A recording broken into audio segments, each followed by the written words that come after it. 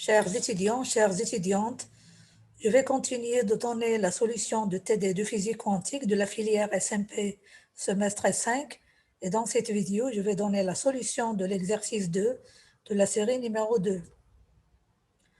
Donc voilà l'énoncé de cet exercice 2 de la série 2. Donc on considère un système physique dans l'espace des états à 3 dimensions. Il est rapporté à la base orthonormée U1, U2, U3. Dans cette base, on donne l'hamiltonien H du système et l'observable A, si vous les définissez par ces différentes équations. Bien, donc je vais écrire ici la première question. Donnez les matrices représentant les opérateurs H et A. Bien, donc matrice des opérateurs H et A dans la base U1, U2, U3. Donc, j'écris les données qui sont les actions de l'hamiltonien. Donc, je commence par H.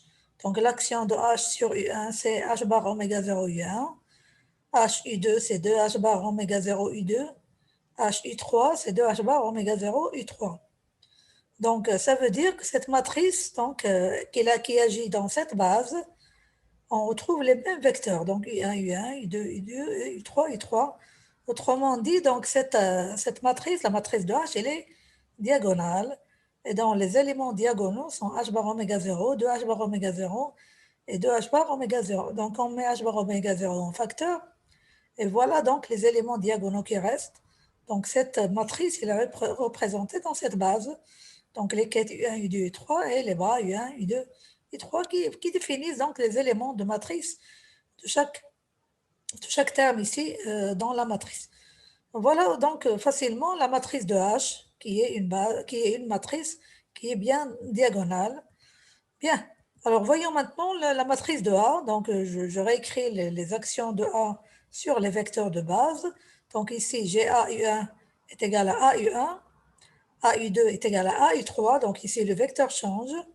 AU3 est égal à AU2, donc là aussi le vecteur change. Donc dans cette zone-là, la matrice n'est pas diagonale. Donc on va écrire la matrice de A.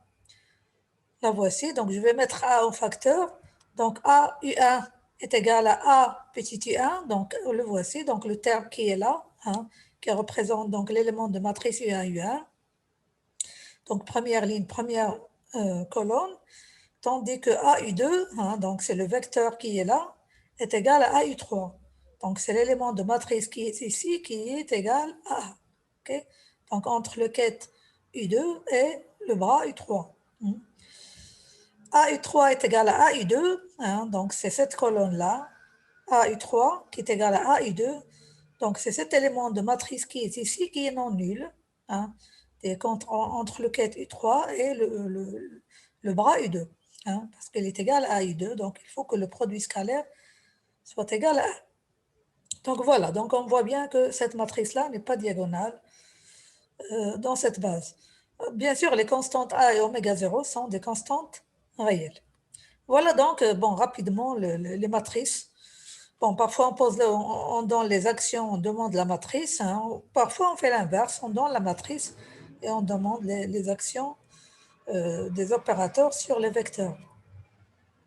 Bien, la question suivante, donc le système à l'instant t égale à 0 est dans l'étape psi0 qui est donnée comme combinaison linéaire de ces vecteurs U1, U2, U3 avec les composantes qui sont les suivantes. Alors, on mesure à l'instant t égale à 0 l'énergie du système. Quelle valeur peut-on trouver et avec quelle probabilité? Ensuite, on demande calculer pour le système dans l'étape psi0 l'écart quadratique moyen.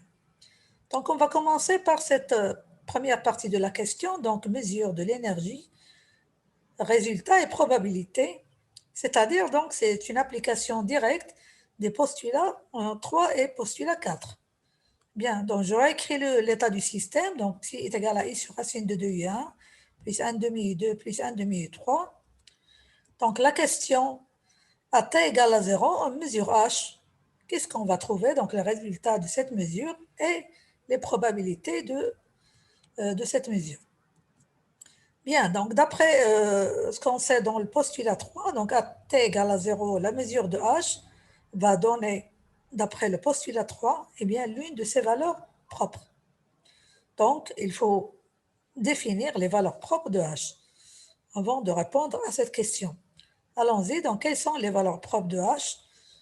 Bien sûr, si vous avez bien travaillé les exercices que j'ai publiés précédemment, donc cette question, la réponse à cette question, elle est évidente. Donc la matrice de H est une matrice qui est diagonale, comme je l'ai déjà indiqué. Donc les valeurs propres sont tout simplement les éléments de la diagonale. OK? Donc ces valeurs propres sont ces éléments diagonaux. Et combien d'éléments, combien de valeurs propres nous avons ici sur cette diagonale? Eh bien, nous avons deux. Nous avons h bar oméga 0 et 2 h bar oméga 0 que je vais appeler donc E1 égale à h bar oméga 0 et E2 qui est égal à 2 h bar oméga 0.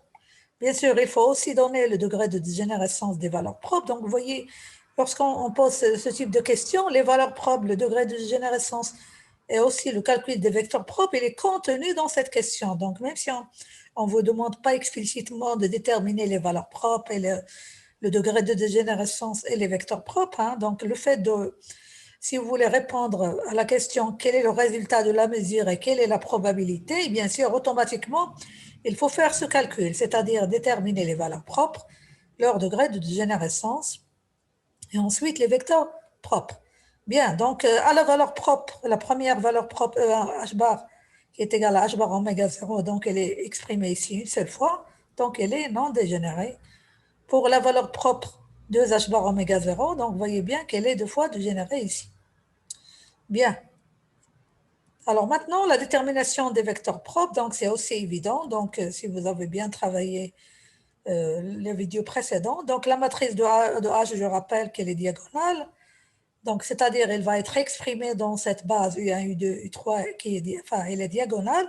Autrement dit, donc, ces vecteurs propres sont autres que ces vecteurs de base, tout simplement. D'accord? Donc, les vecteurs propres de H sont les vecteurs de base U1, U2 et U3. Et maintenant, on va définir chaque vecteur propre associé à la valeur propre correspondante. Donc, A1 qui est égal à H bar oméga 0, qui se trouve dans cette position, donc, qui est non dégénéré, donc son vecteur propre, c'est U1. D'accord? Donc, elle est associée à un seul vecteur propre, elle est non dégénérée, comme nous l'avons vu, donc son vecteur propre, c'est U1. Pour la valeur propre de H bar oméga 0, hein, qui se trouve donc dans cette position et cette position, donc elle est associée à ces deux vecteurs propres qui sont U2 et U3. Donc elle a deux vecteurs propres, U2 et U3. Donc elle est deux fois dégénérée, comme nous l'avons déjà vu. Bien. Maintenant, une fois que nous avons déterminé les valeurs propres, le degré de dégénérescence et le vecteur propre correspondant, ok, et maintenant on pourra répondre à la première question, c'est-à-dire le résultat de la mesure de H. Mais pour donner le résultat de la mesure, toujours il faut que votre état soit en face de vous. Donc là, vous voyez que je réécris à chaque fois l'état, parce que c'est l'état qui va définir les résultats de la mesure, comme je l'ai déjà indiqué dans les exercices précédents. Donc, la mesure de H, combien de valeurs propres on a? On a deux valeurs propres. Donc, le résultat de cette mesure va donner E1 égale à H bar oméga 0 ou bien E2 qui est égal à 2 H bar oméga 0. Voilà donc la réponse à cette question, un résultat de la mesure. Bien, maintenant le calcul des probabilités, donc il est donné par le postulat 4. Ok? Allons-y. Donc, d'après le postulat numéro 4, la détermination des probabilités va dépendre de ces composantes-là. Donc, tout d'abord, je vais appeler ces composantes-là. Première composante, je vais l'appeler ici C1. La deuxième, je vais l'appeler C2. Et ici, je vais l'appeler C3. Donc, une fois que j'appelle les composantes sous cette forme-là, donc on pourra exprimer facilement les probabilités. Allons-y, donc je commence par la probabilité de trouver la première énergie propre E1 qui est égale à H bar oméga 0. Bon, d'après le postulat 4, c'est la projection de l'état psi sur son vecteur propre U1. OK? Or, psi scalaire U1, ce n'est autre que cette composante C1 ici. OK? Donc, qui est égal au module au carré de C1. Bien sûr, là, au début, j'explique, mais par la suite, quand vous serez habitué, il suffit d'écrire directement ceci, hein, parce qu'on l'a déjà fait, on l'a déjà vu dans le cours. Donc, le module de C1 au carré est égal au module de i sur racine de 2 au carré et qui est égal à n demi. Hein. Donc là, j'insiste beaucoup parce qu'il y a beaucoup d'étudiants qui font de ces erreurs-là. Donc le module de i au carré, c'est 1, c'est pas moins 1, hein, c'est pas 1 carré. C'est pas i au carré ici. Ça, c'est le module de i au carré. C'est i multiplié par moins i. C'est i multiplié par son conjugué. Bien, la deuxième probabilité, c'est-à-dire pour trouver la deuxième valeur propre, E2, eh bien, cette valeur propre, elle est 2 fois dégénérée, donc la probabilité va contenir 2 termes. Donc, c'est la projection de psi sur son premier vecteur propre U2, plus, bien sûr, le module au carré, plus la projection de psi sur le deuxième vecteur propre U3, hein, le module au carré. Donc, il faut écrire ces 2 termes dans la même probabilité. Il ne faut pas les séparer, il ne faut pas calculer celle-là toute seule, donc ça n'a aucun sens. Hein. Lorsque vous avez une valeur propre dégénérée, il faut écrire tous les termes ici dans la même expression, dans une seule expression de probabilité. On a 2 valeurs propres, donc on calcule uniquement 2 probabilités. On ne calcule pas 3 probabilités. Bien, eh bien, ceci, ce n'est autre que le C2 ou le module de C2 hein, au carré, et celui-là, c'est le module de C3 au carré. Donc, est égal au module de C2 au carré plus le module de C3 au carré, et puis on remplace, hein, qui sont tous les deux égales à 1 demi, donc on va avoir le module de 1 demi au carré plus, bon, ici le module c'est le carré, parce que le 1 demi est un réel. Hein, vous pouvez mettre, dans le cas d'une composante réelle, donc vous pouvez mettre le module, vous pouvez mettre au carré, c'est la même chose. Et bien sûr, qui est égal à 1 quart plus 1 quart, qui est égal à 1 demi. Voilà, donc la première probabilité égale à 1 demi, la deuxième probabilité égale à 1 demi, et bien sûr, lorsqu'on va faire la somme des 2 probabilités, automatiquement, on va trouver 1. OK? Bien. Donc la deuxième partie de cette question, donc toujours dans cette deuxième question, calculons l'écart quadratique moyen de h qui est défini, hein, delta h, est défini par la racine carrée de la valeur moyenne de h au carré moins le carré de la valeur moyenne. Hein. Donc c'est la valeur moyenne de h au carré, d'accord, moins le carré de la valeur moyenne. Ce n'est pas la même chose. Hein. Allons-y, je vais commencer par le calcul de la valeur moyenne de h parce que nous avons déjà exprimé les résultats et les probabilités de mesure. Donc, on va utiliser ce qu'on vient de trouver précédemment pour exprimer directement cette valeur moyenne. D'accord? Or, d'après les postulats, la valeur moyenne d'une observable, ce n'est autre que la somme sur le produit de ses énergies propres. Bien, lorsque je prends une observable quelconque, de sa valeur propre multipliée par sa probabilité correspondante. Hein. Donc, en ce qui concerne H, c'est le produit de l'énergie multiplié par sa probabilité. On fait la somme sur, toutes les valeurs propres multipliées par leurs valeurs propres correspondantes. Or, nous avons 2 valeurs propres, hein, et 2 probabilités, bien sûr. Donc, la valeur moyenne de H, c'est E1 multiplié par sa probabilité PE1 plus E2 multiplié par sa probabilité E2. Donc, vous voyez l'utilité des postulats, on calcule directement le H à partir de cette fameuse relation qui est très, très utile. Eh bien, je remplace, j'ai E1 ici qui est égal à H bar oméga 0. Le PE1, nous l'avons calculé, donc c'est 1 demi. E2, c'est 2H bar oméga 0. Et PE2, c'est 1 demi aussi. Bien, donc on remplace h bar oméga 0 multiplié par 1 demi plus 2h bar oméga 0 multiplié par 1 demi. Et le calcul, enfin la somme de tout ça, ça va donner 3h bar oméga 0 sur 2. Donc voilà la valeur moyenne de h. Hein, et je vais déduire directement son carré. Donc le carré de cette valeur moyenne, c'est 3h bar oméga 0 sur 2, le tout au carré, ou bien c'est 9h bar au carré oméga 0 au carré sur 4. Bien.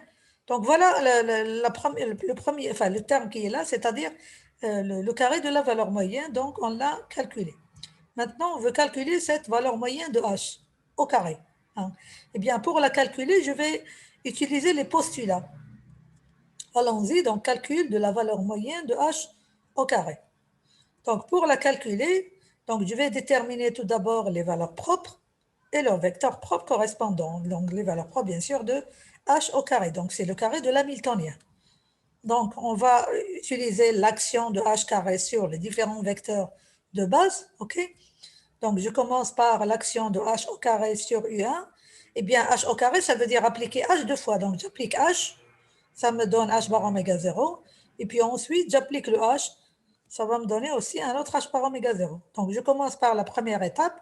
Donc, j'ai fait appliquer le h, ça donne h bar oméga 0. Et ensuite, je l'applique, ça donne une autre h bar oméga 0, c'est-à-dire, ça va donner le carré de h bar oméga 0 qui multiplie ce vecteur, le même vecteur U2. De la même manière, pour h carré U2, bien, je fais les détails aussi. Donc, 2h bar oméga 0, une fois qu'on a fait appliquer un seul h, donc le deuxième h va donner un autre 2h bar oméga 0. Donc, on va avoir 2h bar oméga 0 au carré. Et de la même manière, pour l'action sur le troisième vecteur U3, donc ça donne aussi 2h bar oméga 0 au carré sur U3. Bien. Donc, la matrice de h carré est égale, donc je mets ici h bar oméga 0 au carré, et puis voilà les éléments diagonaux qui sont, bien sûr, qui vont être les valeurs propres directement de h. Bon, là, je vous ai montré comment, si vous voulez, faire l'action de l'opérateur, vient de l'hamiltonien h au carré, mais vous pouvez faire le carré de la matrice de h, ça va vous donner ceci, bien évidemment. Donc, vous faites la méthode qui vous convient. Bien, donc nous avons ici, comme vous le voyez là, nous avons deux valeurs propres, hein, qui est évident, c'est une matrice qui est aussi diagonale. Donc la première valeur propre, c'est E1 au carré qui est égal au carré de h bar oméga 0, donc qui correspond au vecteur propre U1. Donc cette valeur propre est aussi les non dégénérés. La deuxième valeur propre, c'est qui est E2 au carré, donc 2h bar oméga 0 au carré, qui correspond à deux vecteurs propres, hein, donc c'est 4 h bar carré oméga 0 au carré, donc les vecteurs propres sont U2 et U3, donc elle est deux fois dégénérée. Bien. Alors maintenant, d'après les postulats, donc la mesure de h carré, qu'est-ce qu'elle va donner? Eh bien, elle va donner soit l'une, soit l'autre des deux valeurs propres, donc soit U1, soit E1 au carré, soit E2 au carré. Hein, vous pouvez remplacer, donc égal. Les voici, ils sont déjà là. Bien. Ceci, bien sûr, car l'état que nous avons est un état qui est combinaison linéaire de tous ces vecteurs-là qui apparaissent, hein, qui sont les vecteurs propres correspondant à chaque valeur propre. Donc, la probabilité pour trouver la première valeur propre E1 au carré, h bar oméga 0 au carré, eh bien là, je ne vais pas expliciter, je vais remplacer directement. Donc, cette valeur propre, son vecteur propre, c'est U1. Donc, je vais utiliser directement le module de la première composante ici de U1. D'accord? Donc, qui est égal au module au carré de i sur racine de 2, qui est égal à 1 demi. Bien, pour la deuxième probabilité, donc ça, c'est la probabilité pour trouver E1 au carré. Là, pour trouver E2 au carré, qui est deux fois dégénéré, d'accord? Donc, c'est la somme des carrés de ces composantes, 1 demi et 1 demi. OK? Donc, c'est le 1 demi au carré plus 1 demi au carré. Bon, là, c'est un réel. Donc, le module est égal au carré et qui est égal à 1 demi. Bon, là aussi, vous voyez que la probabilité totale, la somme des probabilités égale 1. Voilà, donc tout ça, on va l'utiliser pourquoi? Eh bien, pour exprimer facilement la valeur moyenne de h carré. Bien sûr, il n'y a pas que cette méthode, hein, il y a la méthode directe, mais là, on veut utiliser vraiment les postulats. Hein, bon, ce n'est pas la seule méthode qui existe. Bien, donc calcul de la valeur moyenne de h carré, je vais appliquer les postulats. Hein. Donc, la valeur moyenne de h carré, c'est la somme de son énergie, du produit de l'énergie propre multiplié par sa probabilité. Nous avons deux énergies, donc est égal à 1 demi, donc la probabilité c'est 1 demi multiplié par E1 au carré, plus la deuxième probabilité qui est égale aussi à 1 demi, multiplié par E2 au carré. Hein. Et lorsqu'on va faire la somme, le calcul, ça va donner ici 4 plus 1, donc ça va donner 5 demi h par oméga 0, le tout au carré. Bien. Donc maintenant, on va calculer la différence entre h carré et moins, c'est-à-dire la valeur moyenne de h au carré, moins le carré de la valeur moyenne. Hein. Donc voilà la valeur moyenne de h carré et la valeur moyenne de h au carré. Hein. Pardon, c'est le carré de la valeur moyenne. Hein. Le carré de la valeur moyenne de h, nous l'avons déjà calculé, donc c'est 9 h bar oméga 0 le tout au carré sur 4. Hein. Bien sûr, là, il faut remettre au même dénominateur, donc ça va donner, on va mettre 4, donc ça va donner 10 moins 9, hein, divisé par 4, hein, donc ça va donner 1 sur 4. OK? Bien, donc cette différence, la valeur moyenne de h au carré moins le carré de la valeur moyenne est égal à h bar oméga 0, le tout au carré sur 4. OK? Donc, on va déduire l'écart quadratique moyen, delta h, qui n'est autre que la racine de cette expression-là. D'accord? Autrement dit, donc mon delta h égale tout simplement h bar oméga 0 divisé par 2. Voilà donc pour cette question. Alors, la question suivante, à t égale à 0, on mesure l'énergie H et on trouve 2H bar oméga 0. 2H bar oméga 0, quel est le vecteur d'état immédiatement après la mesure? Bien, donc on trouve 2H bar oméga 0, qui est bien une valeur propre de H, hein, et qui est l'énergie E2, d'accord? Bien, donc cette troisième question, à t égale à 0, on mesure H et on trouve 2H bar oméga 0. Eh bien, sachez bien, qu'est-ce qui se passe une fois qu'on fait la mesure et on trouve une valeur propre? Eh bien, d'après le postulat 5, hein, donc là, voilà, qu'est-ce qu'il raconte? Enfin, qu'est-ce qu'il nous dédie ce postulat? D'après le postulat 5, il y a le changement du vecteur. Donc, le vecteur psi que nous avions déjà va changer.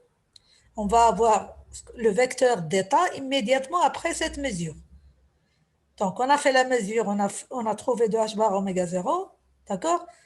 Donc, le vecteur d'état immédiatement après cette mesure, qui a donné 2h bar oméga 0, eh bien, est la projection normée sur le sous-espace E2 qui est engendrée par les vecteurs propres U2, U3 associés à cette valeur propre E2 qui est égale à 2h bar oméga 0 qui a été trouvée par la mesure 1, telle que voilà l'expression de cet état après la mesure, donc c'est P2 psi sur racine de la valeur moyenne de P2. Eh bien, P2, c'est quoi? C'est le projecteur sur ce sous-espace E2, qui est formé, qui est constitué par ces deux vecteurs de base. Donc, le P2, le projecteur, est égal à cette expression-là. Donc, quête U2, bras U2, plus quête U3, le bras U3. Bien, donc maintenant, on va calculer P2 psi. Allons-y. Donc, P2 psi, on va remplacer P2 par son expression. Hein. Je rappelle aussi le psi, hein, parce que le psi, on va... P2 qui agit sur le psi. Donc, le psi, le voici avec les composants. Donc, qu'est-ce qu'on voit ici? On voit psi U2. Qu'est-ce que ça veut dire psi U2? Eh bien, c'est la composante de U2, ici. Donc, c'est 1,5. Pour le psi scalaire U3, eh bien, c'est la composante C3. D'accord? Donc, autrement dit, mon P de psi va être égal, donc là c'est 1 demi U2, d'accord? Et là c'est 1 demi aussi U3. Hein? Donc P de psi est égal à 1 demi U2 plus 1 demi U3. Bien, voyons maintenant la valeur moyenne de P2 dans l'état psi. Eh bien là, il suffit de projeter ce P de psi sur le bras psi. Hein? Donc j'écris le bras psi, hein, le voici, qui est l'adjoint le conjugué de tout ce qui est là. Donc là, vous voyez bien moins i, et les bras U1, U2, U3. Et je remplace mon P2 psi, hein, qu'on vient de calculer ici. Bien sûr, là, vous voyez que le seul produit scalaire, c'est U2 avec U2, qui est égal à 1. Donc ça va donner 1 demi multiplié par 1 demi, c'est 1 sur 4. Et de même, U3 avec U3, hein, donc il va donner aussi 1 sur 4. Donc, la valeur moyenne de P2 hein, donc est égale à 1 sur 4 plus 1 sur 4. Hein, qui est égal à 1 demi. OK? Bien. Donc maintenant, on va remplacer dans l'état psi prime, qui est l'état immédiatement après la mesure. Donc nous avons P de psi, qui est le voici, divisé par racine de la valeur moyenne de P2, c'est-à-dire divisé par 1 sur racine de 2, hein, qui va donner donc 1 sur racine de 2, U2, plus 1 sur racine de 2, U3. Donc voilà l'état psi. Donc vous voyez bien, donc ce postulat 5 qu'on appelle la réduction du paquet d'ondes. Hein. Donc le paquet d'ondes qui était composé de 3 vecteurs, combinaison linéaire de 3 vecteurs. Hein.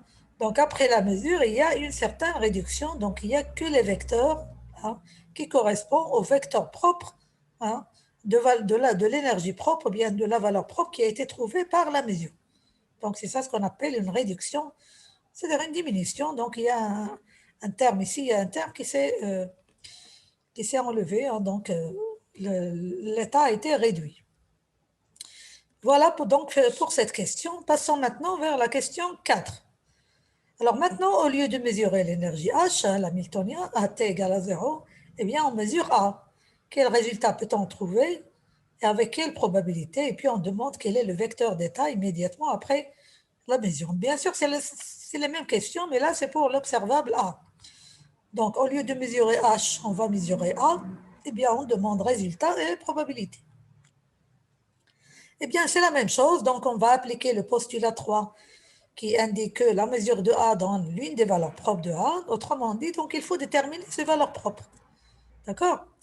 Donc pour déterminer les valeurs propres, hein, je rappelle la matrice de A, la voici, qui est exprimée bien sûr dans la base U1, U2, U3. Et il faut déterminer les valeurs propres. Bien. Donc la première remarque, c'est que A est non diagonale, d'une manière générale. Mais, comme nous l'avons déjà vu dans l'un des exercices précédents, mais elle présente un élément diagonal, hein, qui est cet élément qui est là. Donc, tout ce qui est à droite, là, sur la ligne, c'est 0. Tout ce qui est sur la colonne, c'est 0. OK?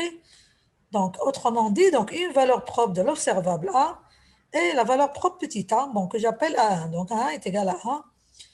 OK? Eh bien, maintenant, on va considérer la restriction de la matrice de A dans la base U2, U3. Donc, c'est ce carré-là que j'ai entouré ici et qu'on va noter A bar, donc la restriction de A, on la note A bar, pour laquelle on va chercher les valeurs propres, et puis on va revenir bien sûr vers la matrice grand A. Bien, donc la matrice restriction, c'est cette matrice-là, dont on va déterminer les valeurs propres, et bien, donc il faut résoudre l'équation caractéristique. Donc là, bien sûr, je vais rapidement parce que j'ai déjà donné un exercice, ce type de calcul, je l'ai déjà explicité en détail dans l'une des vidéos de l'exercice, hein, des exercices. Donc là, l'équation caractéristique déterminant de A bar moins lambda, l'identité.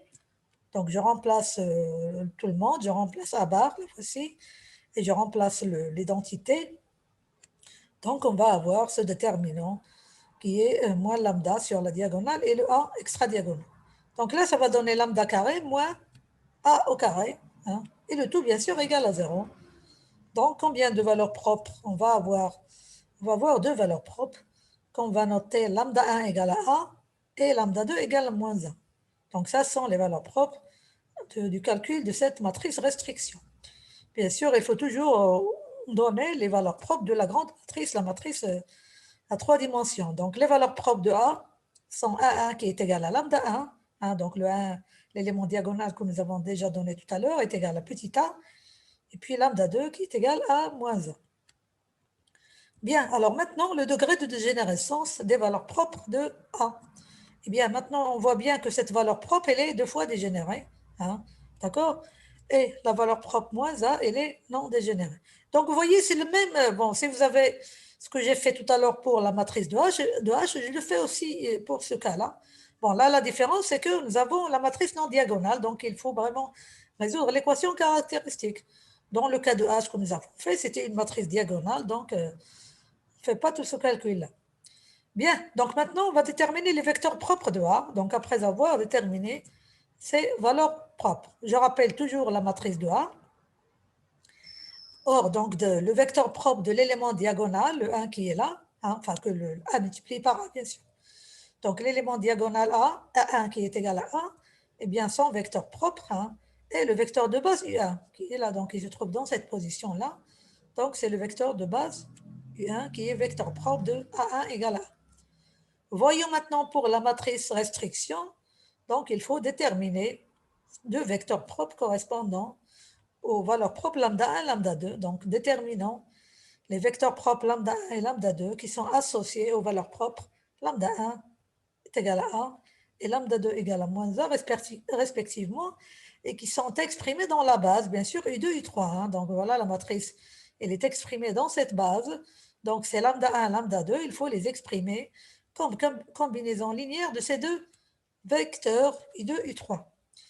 Donc, à la valeur propre lambda 1 égale à 1, je vais considérer le vecteur propre lambda 1 est égal à alpha 1 U2 plus bêta 1 U3.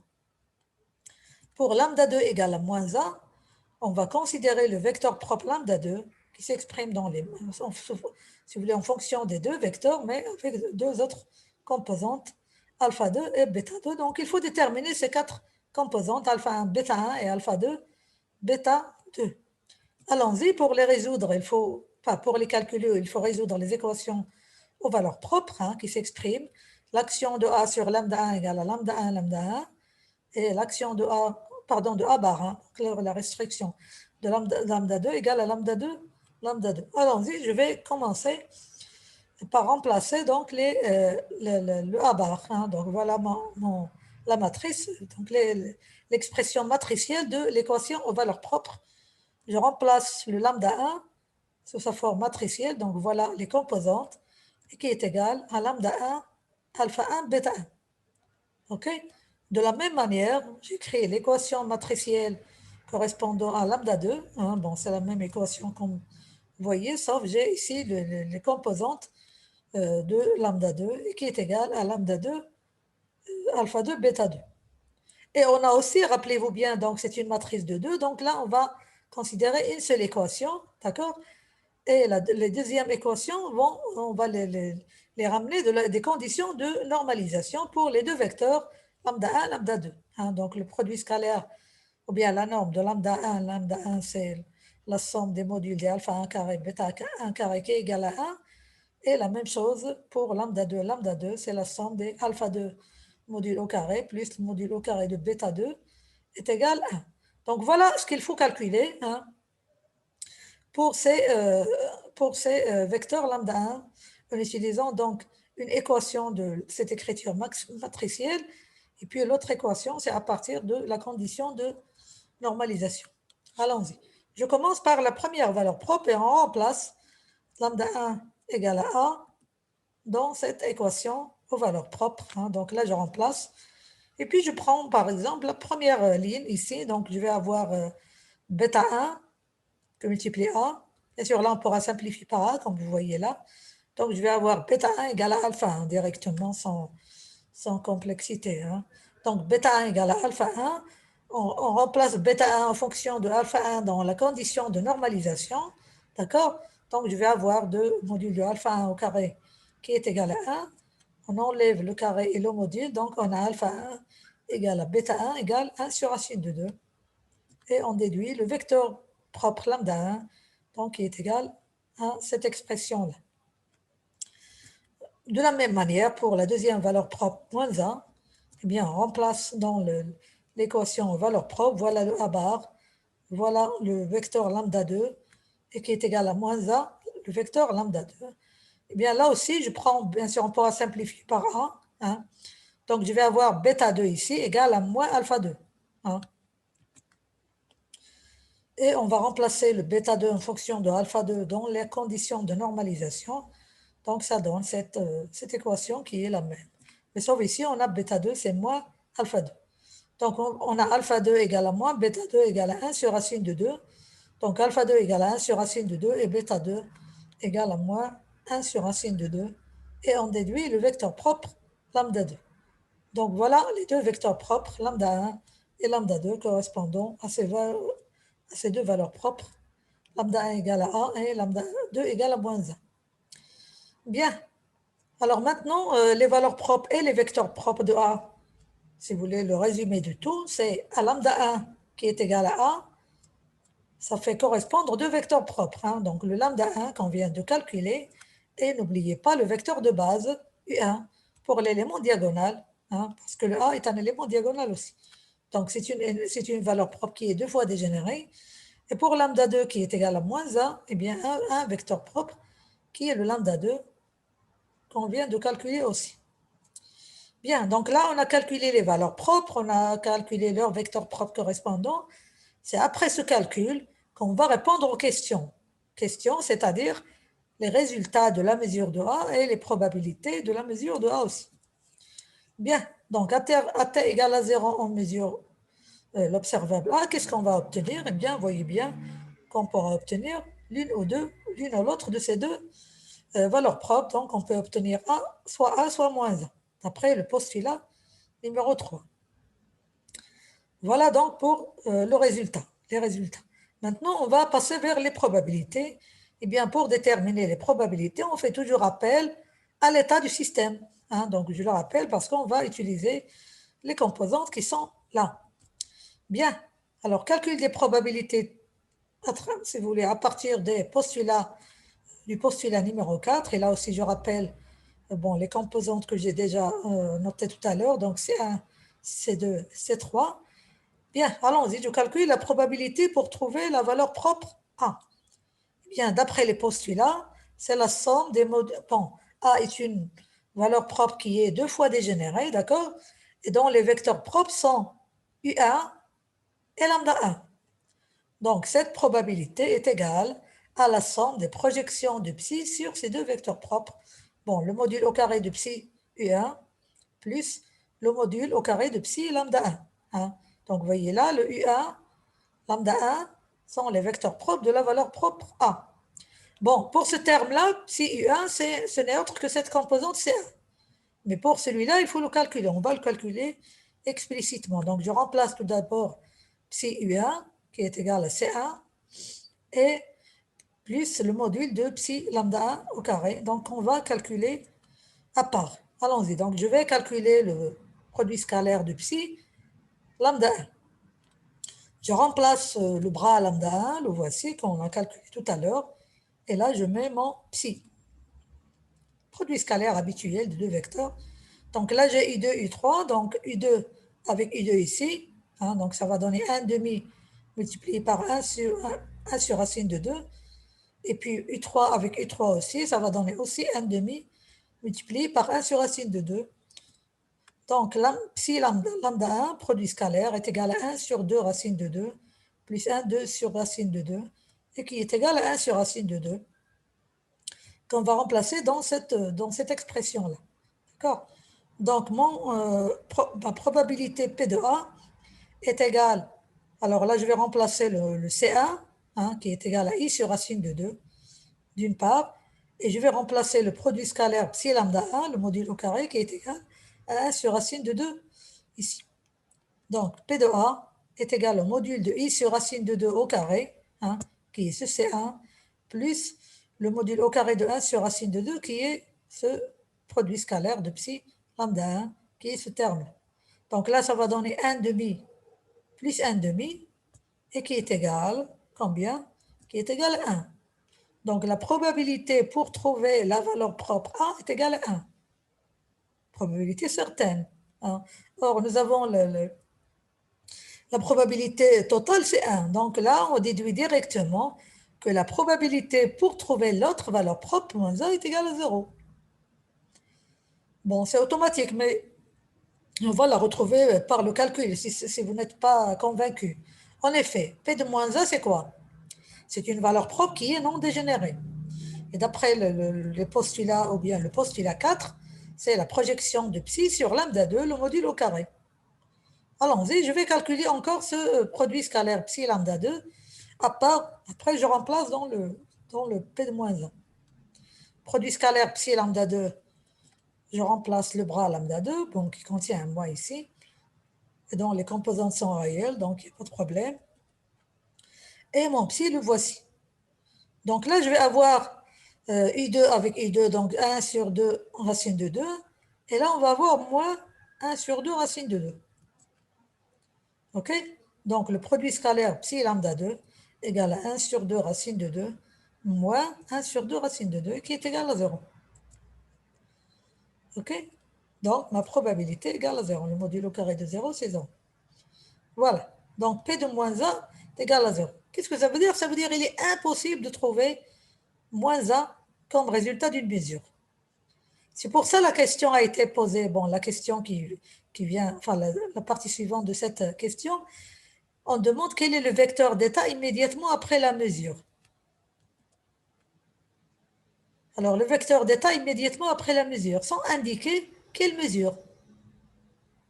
Parce qu'en général, on dit le vecteur d'état immédiatement après la mesure qui va, si vous voulez, on fait la mesure et on trouve quel est le vecteur d'état après cette mesure. Mais là, on ne dit rien du tout. On dit quel est le vecteur d'état immédiatement après la mesure. Eh bien là, parce que la mesure qu'on va trouver, on est sûr qu'on va trouver juste la valeur propre A, parce que sa probabilité est égale à 1.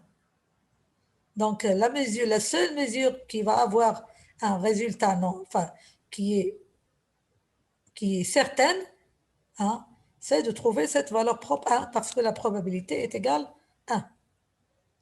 Eh bien, d'après le postulat 5, le vecteur d'état immédiatement après la mesure, hein, la mesure, si vous voulez, qui donne comme résultat la valeur propre A, et la projection normée sur le sous-espace EA engendrée par ces vecteurs propres qui sont U1 et lambda 1, hein, donc ils sont associés à cette valeur propre petite.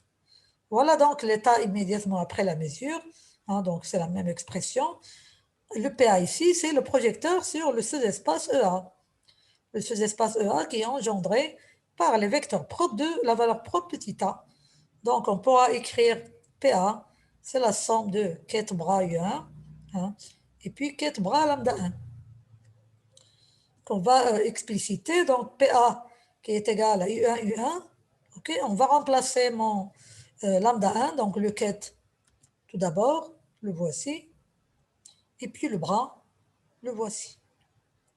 On va faire ce produit-là, donc on va expliciter ce calcul-là. Allons-y, donc je vais continuer dans la page suivante, mais je vais écrire tout ça au début de la page. Comme ça, vous pouvez suivre avec moi les calculs. Allons-y. Donc j'ai écrit, là on s'est arrêté. Bien, donc PA égale tout d'abord U1, U1, qui est tout seul ici. Et là, regardez ici, donc j'ai U2, U2, ensuite plus U2, U3. Bien sûr, le 1 sur racine de 2 multiplié par tous les 1 sur racine de 2, ça va donner 1 demi, que je vais mettre en facteur, d'accord? Donc, je vais avoir, je disais, U2, U2, plus U2, U3, plus U3, U2, plus U3, U3. Donc, on va avoir 4 termes. Donc là, 4 termes, pardon. Donc là, ce n'est pas un produit scalaire, hein? D'accord? Donc là, c'est un produit 4 bras, hein? Donc, U2, U2, plus U2, U3, plus U3, U2, plus U3, U3. D'accord? Bien, qu'est-ce qu'on va faire avec tout ça? Eh bien, maintenant, on va calculer PA psi. Je rappelle l'état psi. Hein, mon état psi. D'accord? Et maintenant, je vais exprimer PA psi. C'est-à-dire PA, tout ça, multiplié par tout ça. Bien sûr, je ne vais pas écrire tout ça. Hein, donc, je le laisse ici comme ça et je vais écrire le résultat directement. Donc, c'est ce PA-là, donc tous ces 4 bras-là, multiplié par ce vecteur psi. Alors, je commence par le premier terme qui est ici. Donc là, qu'est-ce que c'est là? Qu'est-ce qu'on a ici? On a le bras U1. D'accord? Donc le bras U1 multiplié par psi, scalaire psi. Eh bien, le seul terme qui est non nul, c'est le bras U1 avec le ket U1. D'accord? Allons-y. Donc, ce terme-là, U1 avec U1, ça va donner 1. Donc, ce qui va me rester, c'est I sur racine de 2, le ket U1 ici. Allons-y, je vais l'écrire ici, PA psi. Je continue, je passe maintenant vers le deuxième terme ici. Bon, là, j'ai I2 comme bras. Alors, le bras, le seul produit scalaire non nul, c'est I2 avec I2. Hein? D'accord? Tous les autres produits scalaires sont nuls. Hein? Donc, I2 avec celui-là, c'est 0, avec celui-là, c'est 0. Le seul produit scalaire non nul, c'est bras I2 avec ket I2. Donc là, je vais avoir 1 demi multiplié par 1 demi multiplié par le ket I2. C'est-à-dire 1 sur 4 I2. OK? On continue. Maintenant, on passe vers ce terme-là. Donc là, vous avez le bras U3. Donc le seul produit scalaire, c'est U3 avec U3. D'accord? Donc qu'est-ce qui va me rester? Il va me rester 1 demi multiplié par 1 demi, c'est 1 quart U2. Hein? Bon, c'est le bras qui multiplie ici le ket. U3, U3, c'est 1. Il va me rester le vecteur U2 multiplié par 1 sur 4. Le voici. Passons vers le terme suivant. Donc là, j'ai le bras U2 avec le ket U2, qui est le seul produit scalaire non nul. Donc je vais avoir aussi 1 sur 4 multiplié par ici le ket U3. Plus 1 sur 4 U3. Et enfin, le dernier terme, U3, avec U3, donc ça va me rester 1 sur 4 U3. Voilà, donc là j'ai 1 sur 4 plus 1 sur 4 U2, donc c'est 1 demi. Et là aussi, je vais avoir 1 demi U3. Autrement dit, P à psi égale à I sur racine de 2 U1, d'accord, plus 1 demi U2, 1 sur 4 plus 1 sur 4, c'est 1 demi, et plus 1 demi U2, U3, pardon, plus 1 demi U3. Et regardez qu'est-ce qu'on a trouvé ici. Qu'est-ce que c'est que ça? Eh bien, vous voyez, c'est le même vecteur qui était là. Après tout ce calcul, on retrouve le vecteur initial psi. Donc, P à psi égale à psi, égale à l'état initial. Donc, la valeur moyenne de PA entre psi et psi, ben, c'est le produit scalaire psi-psi qui est égal à 1. D'accord? Donc, l'état immédiatement après la mesure, psi', est égal tout simplement à l'état psi initial. Qu'est-ce que ça veut dire ceci? Ça veut dire que l'état ne change pas. L'état ne change pas après la mesure où on trouve comme résultat la valeur propre A. Bien, alors l'interprétation, bien l'explication de tout ça, eh bien ceci est normal car la probabilité pour trouver la valeur propre A égale à 1. C'est-à-dire, cette probabilité est une probabilité certaine. D'accord?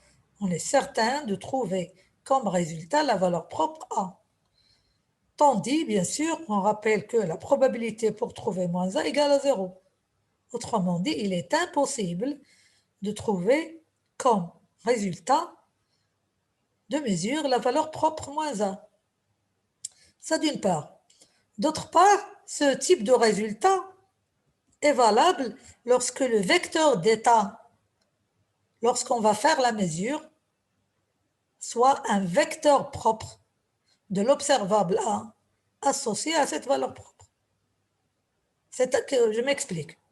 Ce type de cas est valable lorsque le vecteur d'état psi est un vecteur propre de l'observable A pour laquelle on fait la mesure, hein, et qu'on trouve cette valeur propre petit a. En effet, c'est-à-dire lorsqu'on a l'état, au moment où on fait la mesure, l'état du système est un vecteur propre de l'observable pour laquelle on va faire la mesure, eh bien, la probabilité pour trouver cette valeur propre est égale à 1, d'une part, et l'état immédiatement après la mesure ne change pas. C'est un état propre de l'observable A initialement et même après la mesure. En effet. Donc là, en effet, je vais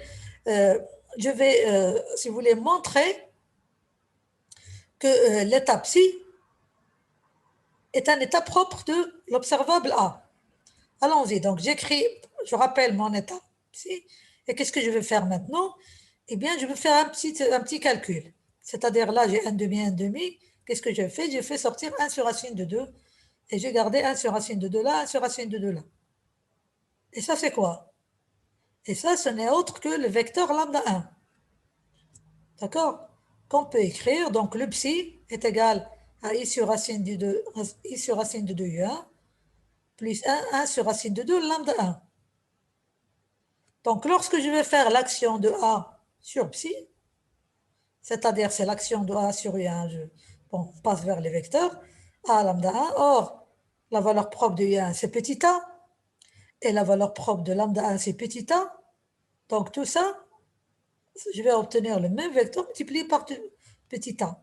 C'est-à-dire, l'action de A sur psi, ça va donner la valeur propre A psi. Donc, l'état psi, lorsqu'on a fait la mesure de A, eh bien, est un état propre de l'observable A. Donc voilà, c'est un cas. Bon, cette remarque, je l'ai déjà faite dans l'une des vidéos sur les postulats, bon, à la fin du postulat 3. Donc c'est un cas particulier. Lorsqu'on fait la mesure d'une observable, n'importe quel observable, lorsque cet état est un vecteur propre de cet observable, eh bien, la probabilité pour trouver cette valeur propre est toujours égale à 1 et l'état immédiatement après la mesure est identique à l'état initial. Voilà pour cette question. Bien. Passons maintenant vers la question 5. Calculer le vecteur d'état psi de t du système à l'instant t. Eh bien, bon, on a un système conservatif, comme nous l'avons vu, le H, il ne dépend pas du temps, hein. Donc, le psi de t n'est autre que l'action de exponentielle moins ht sur h bar psi 0, hein. Donc, c'est l'opérateur d'évolution que nous avons déjà défini dans le cours. Bien, donc je remplace mon état psi, hein. Donc, c'est l'action de exponentielle moins ht sur l'état psi. Or, bon, ça, c'est le H que j'ai donné tout à fait au début. C'est la matrice de H avec les valeurs propres E1 et E2 et tout ça, je rappelle. Je rappelle donc U1 est un vecteur propre de H associé à la valeur propre E1, H bar oméga 0. Donc, c'est la première matrice de H qu'on a donné tout à fait au début. Et ces deux vecteurs-là sont vecteurs propres de H associés à la même valeur propre E2 qui est égale à 2 H bar oméga 0. Autrement dit, mon état psi de t, hein, qui va être obtenu par l'action de H sur U1. Donc là, je vais avoir le H, ça va donner la valeur propre E1, et pour ces deux-là, ça va donner la valeur propre E2. Allons-y. Voilà, donc mon psi de t est égal à I sur racine de 2 exponentielle. Donc là, je vais avoir moins I H bar oméga 0 t sur H bar. Donc on simplifie par H bar, ça reste oméga 0 t. Et pour ces deux-là, bon, j'ai mis le 1 demi en facteur d'une part, et j'ai mis l'exponentielle. Bon, là, nous avons moins 2i h bar oméga 0 t sur h bar. Donc, ce qui va rester, c'est exponentielle moins 2i oméga 0 t, hein. Voilà donc l'état psi de t, psi à l'instant t. Bien. Donc, c'est une question rapide, donc vous voyez bien, elle est facile. Alors maintenant, quel résultat obtient-on si l'on mesure maintenant à l'instant t l'observable A? Interprétation. Donc l'observable A pour laquelle nous avons donné le résultat de mesure, les probabilités et tout ça, hein, maintenant, que va-t-il se passer? C'est au lieu de mesurer l'observable A à l'instant 0, comme nous l'avons fait tout à l'heure, maintenant on va la mesurer à l'instant t, c'est-à-dire l'état et psi de t qu'on vient de calculer, je l'écris ici. Voilà l'état psi de t pour lequel on va faire maintenant la mesure de l'observable A. Ce n'est pas l'état psi 0 de tout à l'heure, mais c'est l'état psi de t. Alors, vous voyez bien, pendant que je peux réexprimer mon état psi de t, regardez ici, hein, si je mets ici, je fais regarder ici racine de 2, je mets 1 sur racine de là et 1 sur racine de 2 là. Donc là, je vais avoir le vecteur lambda 1. Donc, je peux écrire mon psi de t est égal, le premier terme ici, c'est le même, exponentielle moins i oméga 0 t sur racine de 2 u1. Et là, j'ai pris racine de 2, je l'ai gardé à l'extérieur, et 1 sur racine de 2, 1 sur racine de 2 u2 plus 1 sur racine de 2 u3, c'est le vecteur lambda. Bien. Alors maintenant, la mesure de A, qu'est-ce qu'elle va donner? Eh bien, les vecteurs u1 qui apparaissent là et lambda 1, tous les deux sont des vecteurs propres de l'observable A associés à la même valeur propre petit a. D'accord? Donc, la mesure de A va donner la valeur propre petit a. Bon, là, vous voyez bien que je n'ai pas mis moins 1, hein, parce que là, vous voyez, on a bien compris que l'état psi de t, hein, s'exprime en fonction des vecteurs propres petit a. Il n'y a pas de vecteur propre de a ici, de moins a ici. Et pour la probabilité à l'instant t, hein, eh bien, du moment que ces deux-là sont des vecteurs, donc là, c'est la première composante ici correspondant à U1, d'accord? Et voilà la deuxième composante correspondant à lambda 2.